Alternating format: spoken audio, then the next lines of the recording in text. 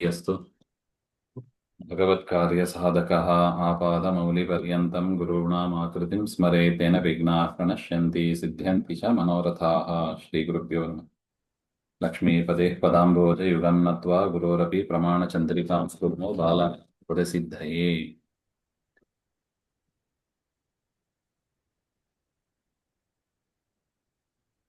ವ್ಯಾಪ್ಯತ್ವ ಅಸಿದ್ಧಿಯಲ್ಲಿ ಸೋಪಾಧಿಕ ಸಂಬಂಧ ಅಂತ ನಾವೊಂದು ನೋಡಿದ್ದೀವಿ. ಅಂದ್ರೆ ಈ ಅನುಮಾನ ಅದಕ್ಕೆ ಉಪಾಧಿಯ ಸಂಬಂಧ ಇರಬಾರದು, ಉಪಾಧಿಯ ಸಂಬಂಧ ಇದ್ದರೆ ಅದು ದೋಷಗ್ರಸ್ತವಾದದ್ದು ಹಾಗೆ ಅಂತ ನೋಡಿದ್ದೀವಿ.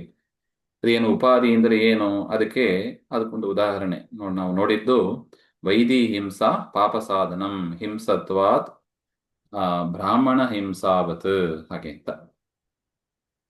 ವೈದಿಕ ಹಿಂಸೆಯೂ ಕೂಡ ಅದು ಪಾಪ ಸಾಧನ. ವೈದಿಕ ಹಿಂಸೆ ಅಂದರೆ ವೇದದಲ್ಲಿ ಹೇಳಿದ ಹಿಂಸೆ, ಅದು ಪಾಪ ಸಾಧನ. ಯಾಕೆ ಪಾಪ ಸಾಧನ? ಅದಕ್ಕೆ ಹೇತು ಕೊಡ್ಬೇಕು. ಹೇತು ಹಿಂಸತ್ವ, ಅದು ಕೂಡ ಹಿಂಸೆಯಾಗಿರೋದ್ರಿಂದ. ಸಪಕ್ಷ ಯಾವುದು ಹಾಗೆಂದ್ರೆ ಬ್ರಾಹ್ಮಣ ಹಿಂಸಾವತ್ ಅಂದ್ರೆ ಬ್ರಾಹ್ಮಣನ ಹಿಂಸೆ ಅಂತ ದೃಷ್ಟಾಂತ. ಅಂದ್ರೆ ದೃಷ್ಟಾಂತ ಅಂದ್ರೆ ಅರ್ಥ ಆಗ್ತದಲ್ವಾ? ಅಲ್ಲಿ ಹೇತು ಸಾಧ್ಯ ನಿಶ್ಚಯ ಆಗಿರ್ಬೇಕು.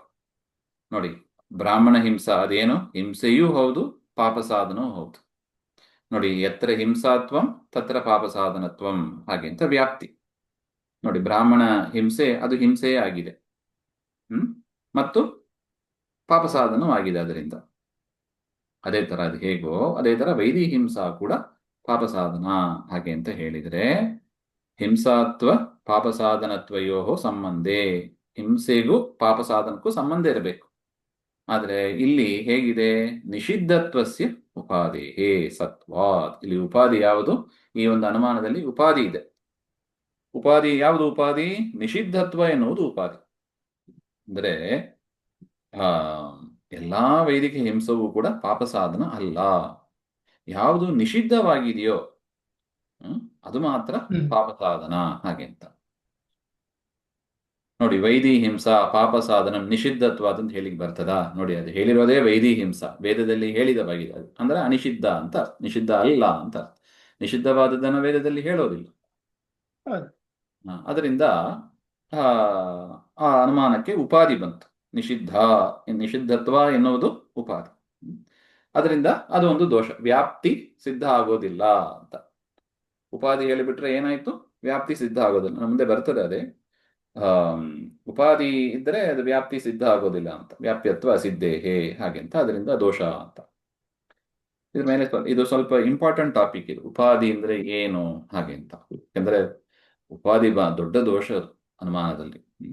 ಸಾಧ್ಯ ವ್ಯಾಪಕತ್ವೇ ಸತಿ ಸಾಧನ ಅವ್ಯಾಪಕ ಉಪಾಧಿ ಇದು ಉಪಾಧಿ ಲಕ್ಷಣ. ಉಪಾಧಿ ಅಂದ್ರೆ ಏನು?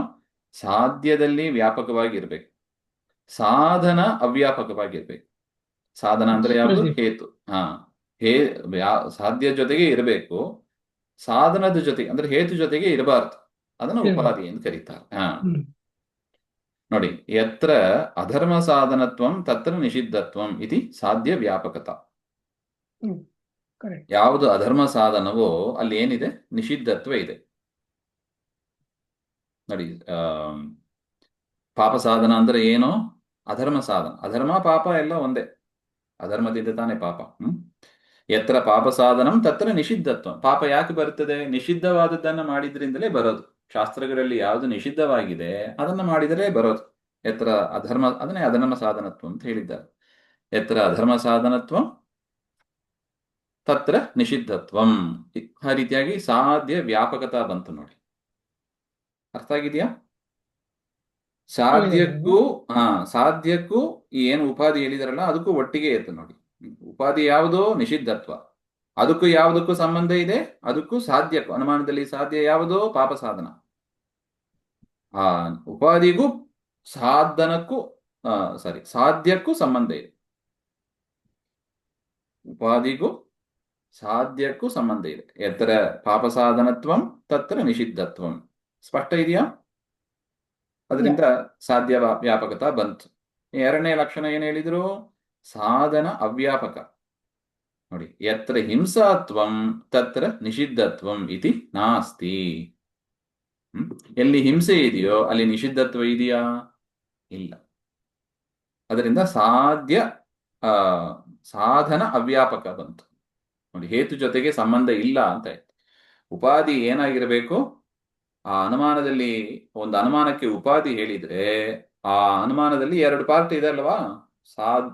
ಸಾಧ್ಯ, ಹೇತು, ಹಾಗೆ ಅಂತ. ಈ ಉಪಾಧಿ ಏನಾಗಿರ್ಬೇಕು? ಸಾಧ್ಯದ ಜೊತೆಗೆ ಸಂಬಂಧ ಇರಬೇಕು, ಹೇತುವಿನ ಜೊತೆಗೆ ಸಂಬಂಧ ಇರಬಾರ್ದು. ಹಂಗಿದ್ರೆ ಅದನ್ನು ಉಪಾಧಿ ಅಂತ ಕರೀತಾರೆ. ಉಪಾಧಿ ಅಂತ ಯಾವುದನ್ನು ಕರೀತಾರೆ? ನಾವು ಹೇಳಿದ ಅನುಮಾನದಲ್ಲಿ ಯಾವುದು ಉಪಾಧಿ ಅಂತ ಆಗಿದೆಯೋ ಆ ಉಪಾಧಿಗೂ ಅನುಮಾನದಲ್ಲಿ ಬಂದ ಸಾಧ್ಯಕ್ಕೂ ಸಂಬಂಧ ಇರಬೇಕು. ಆ ಅನುಮಾನದಲ್ಲಿ ಬಂದ ಹೇತುವಿಗೂ ಉಪಾಧಿಗೂ ಸಂಬಂಧ ಇರಬಾರದು. ಹಂಗಿದ್ರೆ ಮಾತ್ರ ಅದನ್ನ ಉಪಾಧಿ ಅಂತ ಕರೀತಾರೆ. ಸ್ಪಷ್ಟ ಆಯ್ತಾ? ಸೊ ಅದರಿಂದ ಹಾ, ಎತ್ರ ಪಾಪ ಸಾಧನತ್ವಂ ತತ್ರ ನಿಷಿದ್ಧತ್ವಂ ಬಂತು. ಎತ್ರ ಹಿಂಸಾತ್ವಂ ತತ್ರ ನಿಷಿದ್ಧತ್ವಂ ನಾಸ್ತಿ. ಸಂಬಂಧ ಇಲ್ಲ ನೋಡಿ. ಹಿಂಸಾ ಇದ್ದ ಕಡೆ ನಿಷಿದ್ಧತ್ವ ಇರುತ್ತದ? ಇಲ್ಲ. ಯಾವುದು ನಿಷಿದ್ಧ ಅಂತ ಆಗಿದ್ದಾರೆ ಅದು ಎಲ್ಲಿ ಹಿಂಸೆ ಆಗಿದೆಯೋ ಅಲ್ಲಿ ನಿಷಿದ್ಧತ್ವ ಇರೋದಿಲ್ಲ ಅಂತ ಅರ್ಥ. ಪಕ್ಷೆ ಹಿಂಸಾತ್ವಸ್ಯ ಸತ್ವೇಪಿ ನಿಷಿದ್ಧತ್ವಸ್ಯ ಅಭಾವಾತ್. ಇನ್ನು ಪಕ್ಷ ಯಾವುದು? ವೈದಿ ಹಿಂಸಾ. ಅದು ಹಿಂಸೆ ಆಗಿರ್ಬೋದು, ಆದ್ರೂ ಕೂಡ ಏನಿಲ್ಲ, ನಿಷಿದ್ಧತ್ವಸ್ಯ ಅಭಾವಾತ್. ಅದು ನಿಷಿದ್ಧ ಅಲ್ಲ. ವೈದಿ ಹಿಂಸಾ ನಿಷಿದ್ಧ ಅಲ್ಲ, ಅದು ವಿಹಿತವೇ. ಸೊ ಈ ರೀತಿಯಾಗಿ ಉಪಾಧಿಯನ್ನ ನಾವು ತಿಳ್ಕೋಬೇಕು ಹಾಗೆಂತ ಹೇಳ್ತಾರೆ. ನಾನು ಉಪಾಧಿ ಕಥಂ ದೋಷ ಆಯ್ತು. ಉಪಾಧಿ ಬಂದ್ರೆ ಏನ್ ದೋಷ ಆಯಿತು? ಸಾಧ್ಯ ವ್ಯಾಪಕತ್ವೇ ಸತಿ ಸಾಧನ ಅವ್ಯಾಪಕ ಉಪಾಧಿ ಅಂತ ಹೇಳಿದ್ರಿ. ಇದರಿಂದ ಪ್ರಕೃತಿ ಏನಾಯ್ತು? ಹಾಗೆಂದ್ರೆ ಉಪಾಧಿ ವ್ಯಭಿಚಾರ ಉನ್ನಾಯಕತ್ವೇನ ಪ್ರತಿಪಕ್ಷ ಉನ್ನಾಯಕತ್ವೇನ ವಾ ದೋಷೋ ಭವತಿ. ನೋಡಿ, ಅನೇಕ ಕಡೆ ಸುಧಾ ಮುಂತಾದ ಗ್ರಂಥಗಳಲ್ಲಿ ಈ ಪದವನ್ನು ಬಳಸ್ತಾರೆ. ಉಪಾಧಿ ಬೇರೆಯವರು ಹೇಳಿದ ಅನುಮಾನಕ್ಕೆ ಉಪಾಧಿ ದೋಷ ಬಂದ್ಬಿಟ್ಟಿದೆ ಹಾಗೆಂತ ಸುಧಾದಿಗಳಲ್ಲೆಲ್ಲ ಬರುತ್ತದೆ ಇದು. ಅದರಿಂದ ಇದನ್ನ ಸರಿಯಾಗಿ ನಾವು ತಿಳ್ಕೋಬೇಕು ಅಂತ. ಉಪಾಧಿ ಬಂದರೆ ಏನಾಗ್ತದೆ? ಉಪಾಧಿ ವ್ಯಭಿಚಾರ ಉನ್ನಾಯಕೇನ, ಅದು ವ್ಯಭಿಚಾರವನ್ನು ಉಂಟು ಮಾಡುತ್ತದೆ, ಅಥವಾ ಪ್ರತಿಪಕ್ಷವನ್ನ ಉಂಟು ಮಾಡುತ್ತದೆ, ಅದರಿಂದ ದೋಷವಾಗುತ್ತದೆ ಹಾಗೆ.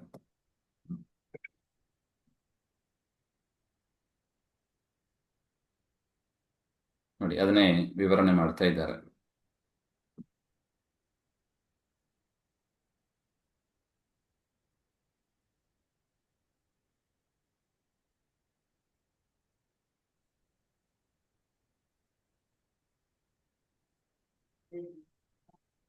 ನೋಡಿ, ವೈದಿ ಹಿಂಸಾ ಪಾಪ ಸಾಧನಂ ಹಿಂಸಾತ್ವ ಅಂತ. ಈ ಅನುಮಾನದಲ್ಲಿ ವೈದಿ ಹಿಂಸಾ ಎನ್ನುವುದು ಪಕ್ಷ, ಪಾಪ ಸಾಧನತ್ವ ಎನ್ನುವುದು ಸಾಧ್ಯ, ಹಿಂಸತ್ವ ತುಂಬಾದು ಹೇತು.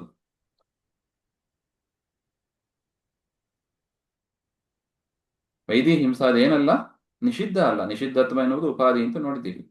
ನಿಷಿದ್ಧತ್ವ ಅಲ್ಲ, ಆದ್ದರಿಂದ ಪಾಪ ಸಾಧನ ಆಗುವುದಿಲ್ಲ. ನೋಡಿ, ಅದೇ ವ್ಯಭಿಚಾರ ಅಂತ ಹೇಳಿ.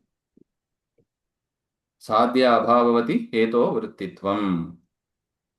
ಹೇತು ಇದ್ರೂ ಕೂಡ ಸಾಧ್ಯ ಇಲ್ಲದೆ ಇರೋದು ಹಾಗೆ ಅಂತ. ಹೇತು ಇದ್ರೂ ಕೂಡ ಸಾಧ್ಯ ಇಲ್ಲದೆ ಇರುವುದನ್ನ ವ್ಯಭಿಚಾರ ಅಂತ ಕರಿತೀವಿ. ಸಾಧ್ಯ ಅಭಾವವತಿ ಹೇತೋ ವೃತ್ತಿತ್ವಂ. ಹೇತು ಇದ್ರೂ ಕೂಡ ಸಾಧ್ಯ ಇಲ್ಲ. ನೋಡಿ, ಹಿಂಸಾತ್ವ ಆಗಿದ್ದರೂ ಕೂಡ ಪಾಪ ಸಾಧನ ಅಲ್ಲ, ಅದು ನಿಷಿದ್ಧತ್ವ ಮಾತ್ರ ಪಾಪ ಸಾಧನ. ಅದರಿಂದ ಹೇತು ಇದ್ರೂ ಕೂಡ ನೋಡಿ, ಅದಕ್ಕೆ ಉಪಾಧಿ ಮಾಡುವ ಕೆಲಸ ವ್ಯಭಿಚಾರ ಬಂತು ನೋಡಿ. ಸಾಧ್ಯ ಹೇತು ಇದ್ರೂ ಕೂಡ ಸಾಧ್ಯ ಇಲ್ಲದೆ ಹೋದ್ರೆ ವ್ಯಾಪ್ತಿ ಬರೋದಿಲ್ಲ ಅಲ್ವಾ? ಸೊ ಅದರಿಂದ ಪ್ರಕೃತಿ ಏನಾಯ್ತು? ಹಿಂಸಾತ್ವ ಇದ್ರೂ ಕೂಡ ಹೇತು ಇದ್ರೂ ಕೂಡ ಸಾಧ್ಯ ಯಾವುದು? ಪಾಪ ಸಾಧನ ಇಲ್ಲ. ಅದು ಯಾಕೆ? ಅದು ನಿಷಿದ್ಧ ಅಲ್ಲ. ಆದ್ದರಿಂದ ವೈದಿ ಹಿಂಸಾ ನಿಷಿದ್ಧ ಅಲ್ಲ. ಅದರಿಂದ ಉಪಾಧಿ ಅಂತ ಬಂದ್ಬಿಟ್ರೆ ಏನಾಗ್ತದೆ? ಅದು ವ್ಯಭಿಚಾರವನ್ನ ಉಂಟು ಮಾಡಿಬಿಡುತ್ತದೆ. ವ್ಯಭಿಚಾರ ಅಂದ್ರೆ ಏನು? ಹೇತು ಇದ್ರೂ ಕೂಡ ಸಾಧ್ಯ ಉಂಟು ಮಾಡದೇ ಇರೋದು.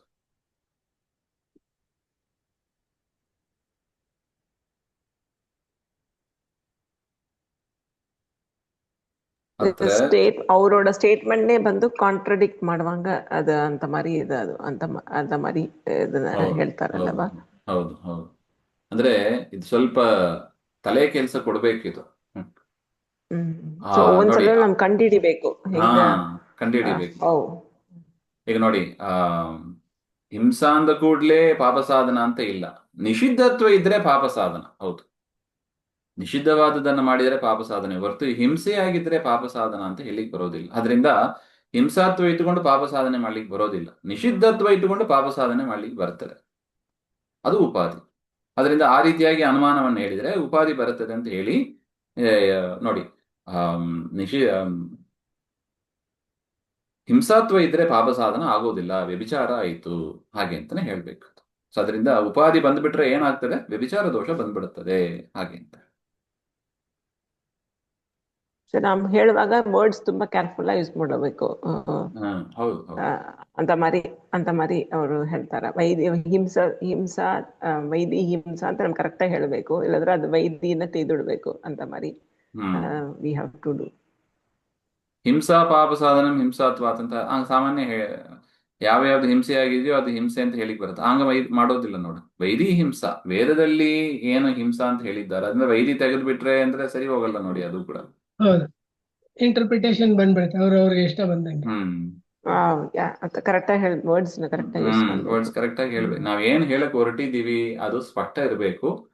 ಅದಕ್ಕೆ ಫಸ್ಟ್ ಸಪೋರ್ಟಿಂಗ್ ಇರಬೇಕು, ಪ್ರತ್ಯಕ್ಷ ಅಥವಾ ಆಗಮಗಳ ಸಪೋರ್ಟ್ ಇರಬೇಕು. ಅದಕ್ಕೆ ಅನುಮಾನವನ್ನ ಹೀಗೂ ಹೇಳ್ಬೋದು, ಹಾಗೆ ಹೇಳ್ಬೋದು, ಹೇಗೆ ಬೇಕಾದ್ರೆ ಹೇಳ್ಕೊಂಡು ಹೋಗ್ಬೋದು ಅನುಮಾನವನ್ನು. ಅದಕ್ಕೊಂದು ಬೌಂಡ್ರಿನೇ ಇಲ್ಲ. ಯಾವಾಗ ಪ್ರತ್ಯಕ್ಷ ಅಥವಾ ಆಗಮದ ಒಂದು ಸಪೋರ್ಟ್ ಸಿಗ್ತದೆ ಆಗ ಅದನ್ನ ನಾವು ಸರಿಯಾಗಿ ಅನುಮಾನ ಮಾಡ್ಲಿಕ್ಕೆ ಬರ್ತದೆ. ಅದನ್ನೇ ಕಂಡುಹಿಡಿಬೇಕು ನಾವು. ಬೇರೆಯವ್ರು ಹೇಳಿದಾಗ ಅವ್ರು ಹೇಳಿದ ಅನುಮಾನ ಅದಕ್ಕೆ ಪ್ರತ್ಯಕ್ಷ ಸಪೋರ್ಟ್ ಇದೆಯಾ, ಆಗಮದ ಸಪೋರ್ಟ್ ಇದೆಯಾ, ಇಲ್ಲದಿದ್ರೆ ಏನೋ ಒಂದು ದೋಷ ಇದೆ. ಏನೋ ಒಂದು ದೋಷ ಇದೆ, ಏನು ದೋಷ ಇದೆ ಅಂತ ಒಂದೊಂದೇ ವಿಚಾರ ಮಾಡಿ ಕೊನೆಯಲ್ಲಿ ಅದನ್ನ ಹೇಳ್ಬೇಕು.